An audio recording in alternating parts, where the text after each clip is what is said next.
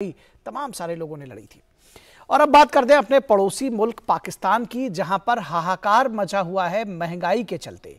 महंगाई ने वहां जबरदस्त हाहाकार मचाया हुआ है और लोग हलकान हैं महंगाई से। पाकिस्तान में बढ़ती महंगाई ने आम लोगों को प्लास्टिक बैग में गैस ईंधन भरने को मजबूर किया है। लोग प्लास्टिक बैग में गैस ईंधन भर के लेकर जा रहे हैं। गैस सिलेंडर 10,000 रुपए का मिल रहा है तो 650 रुपए केजी चिकन मिल रहा है और इसकी कीमतों ने आम आदमी की पहुंच से रोटी गायब कर दी है। जानकार मानते हैं कि नेगेटिव ग्रोथ रेट ने पाकिस्तान की श्रीलंका जैसी स्थिति बना दी है, जहां पिछले साल लोगों को सरकार के विरुद्ध सड़कों पर उतरना पड़ा था। अब पूर्व प्रधानमंत्री इमरान खान ने बढ़ती महंगाई के मद्देनजर आज से एक और मार्च की शुरुआत कर दी है। आतंकी हमले के बाद इमरान खान को अपना सियासी मार्च रोकना पड़ा था, लेकिन मौजूदा हालात में उन्हें एक और बड़ा सियासी मुद्दा दिया है, जबकि इस स्थिति के लिए वे खुद भी जिम्मेदार हैं। इस बीच स्टेट बैंक ऑफ पाकिस्तान ने बताया है कि मुल्क का फॉरेन एक्सचेंज 8 साल के सबसे नीचे की स्थिति में पहुंच गया है। 8 साल के सबसे नीचे की स्थिति में स्टेट बैंक ऑफ पाकिस्तान ने बताया कि बगैर विदेशी कर्ज की मदद चुकाना मुश्किल है। यह संदेश चीन के लिए भी है कि उनके बगैर अब कर्ज नहीं चुकाया जाएगा। साल 2023 की शुरुआत से ही पाकिस्तान की आर्थिक व्यवस्था में खतरे की घंटी बज रही है लगातार। पाकिस्तान में महंगाई दर 25% के आंकड़े को पार कर चुकी है। 25% के आंकड़े को पार कर चुके महंगाई दर। इसको समझा जा सकता है कि किस कदर महंगाई सिर चढ़कर बोल रही है। मौजूदा संकट के बीच स्थानीय मीडिया का दावा है कि प्रधानमंत्री शहबाज शरीफ ने खुद टेलीफोन करके डेडलॉक तोड़ने की अपील की है। प्रधानमंत्री शहबाज शरीफ ने इमरान खान की शर्तों को मानने का वचन दिया है। उन्होंने फोन करके इस डेडलॉक को तोड़ने की कोशिश की है, लेकिन आज ये लॉन्ग मार्च निकाला जा रहा है। इस बीच शहबाज शरीफ ने चीन के प्रधानमंत्री को कर्ज अदायगी के लिए और वक्त मांगा है, क्योंकि चीन अपना कर्ज समय पर वापस चाहता है। जाहिर है कि पाकिस्तान की सबसे बड़ी चुनौती चीन के भारी भरकम कर्ज हैं, जो उसके चुकाने से भी अब नहीं चुकते।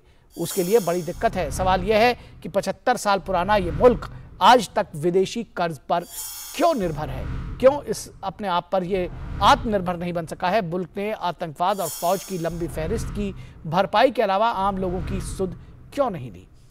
आतंकवाद और फौज की लंबी फहरिस्त की भरपाई के अलावा आम लोगों की सुध क्यों नहीं ली, ये एक बड़ा सवाल है और ये सवाल कहीं ना कहीं वहां के नागरिक भी पूछ रहे हैं। हमारे संपादकीय सलाहकार विनोद मिश्रा इस पूरी खबर पर बातचीत करने के लिए हमारे साथ बने हुए हैं।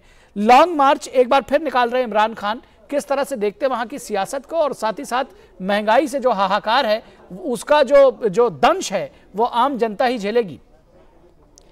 निखिल, इमरान खान की बात तो आप सिर्फ इतना कह सकते हैं कि वो मौके की तलाश में थे किसी राजनीतिक मुद्दे को लेके, लेकिन वो बात तो पाकिस्तान की जनता उनसे भी पूछेगी कि ये जो इतनी बड़ी भारी भरकम कर्ज के पाकिस्तान के ऊपर में है, उसके जिम्मेदार कहीं ना कहीं इमरान खान भी हैं। 4 साल से आप पाकिस्तान की हालत देख लीजिए।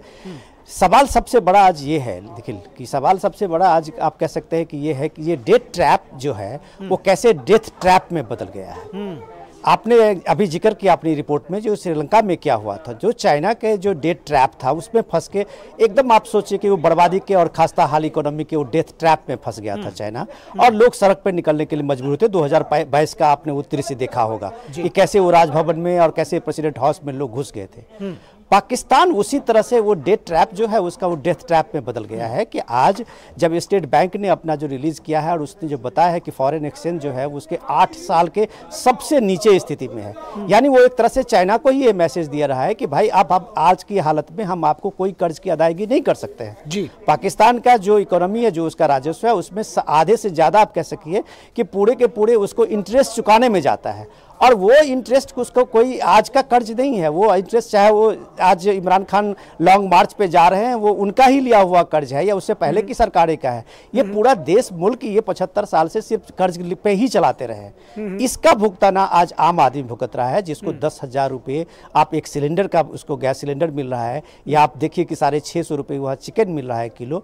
आटे चावल का तो हालत ये है कि आम आदमी के बस की बात नहीं है कि बाजार में जाके वो खरीद सकता है। लेकिन पड़ोसी मुल्क का जो जो ये बदहाल स्थिति है, ये दरअसल पूरी दुनिया के लिए, हमारे देश के लिए भी बतौर पड़ोसी एक बहुत अच्छी स्थिति नहीं है। क्या कोई इसमें बीच का रास्ता कोई दिखाई पड़ता है कि किसी भी अब आप इस स्थिति को देखिए कि आप अफगानिस्तान में जब ये राशन, ये सारे गरीब लोगों के लिए सहायता के लिए यहाँ से भेजा गया, भारत से भी काफ़ी भेजा गया था, भले ही उस देश के साथ में आपकी हुकूमत के साथ कोई ताल्लुकात नहीं हो, लेकिन एक ह्यूमैनिटेरियन ग्राउंड पे आपने उसको मदद किया है अभी इस संकट के बीच में भी।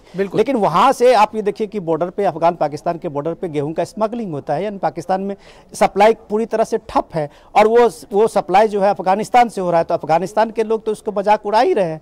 लेकिन सबसे बड़ा सवाल निखिल ये है, जिस सवाल को आप उठा रहे थे कि ये 75 साल का ये मुल्क है, आज एक टूथपेस्ट से लेके और एक शैम्पू तक भी अगर वो डिपेंड है कि उसके यहाँ अगर वो आयात होंगे तभी वो इस चीज़ पे वो उसके यहाँ की भरपाई होगी। वो अपने लिए कुछ भी बना नहीं सका, लेकिन वो देश दावा करता रहा कि हमने परमाणु बम बना लिया है। ये डेथ ट्रैप जो है वो किस तरह से फंसा है निखिल, इसको देखिए कि IMF को आज उसने शहबाज शरीफ ने फोन किया है, जो आप अपनी रिपोर्ट बता रहे थे, दरअसल उसने IMF को फोन किया है डेडलॉक तोड़ने के लिए। IMF की शर्त क्या है? IMF कह रहा है कि आप पहले अपना जो टैक्स रेवेन्यू है उसको आप कलेक्शन बढ़ाइए।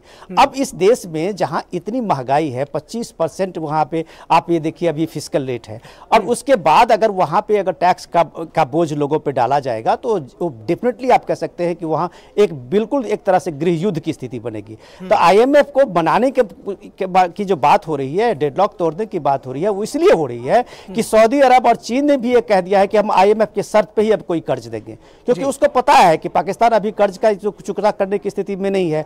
लेकिन अगर IMF कोई रूल फ्रेम करता है तभी वो अब उसके सबसे मित्र देश रहे हैं, चाहे वो सऊदी अरब रहे हों या चीन रहे हों, वो एक IMF का लाइन देखना चाहते हैं। तो ये सारी स्थिति इसलिए बनी है कि पाकिस्तान इस हालत में नहीं है एज ए नेशन कि उस पर कोई देश भरोसा करे, और एज ए नेशन वो इस हालत में नहीं है कि जो कर्ज की अदायगी का जो उसका प्रोसेस है वो मैकेनिज्म से वो कर्ज वापस कर सके।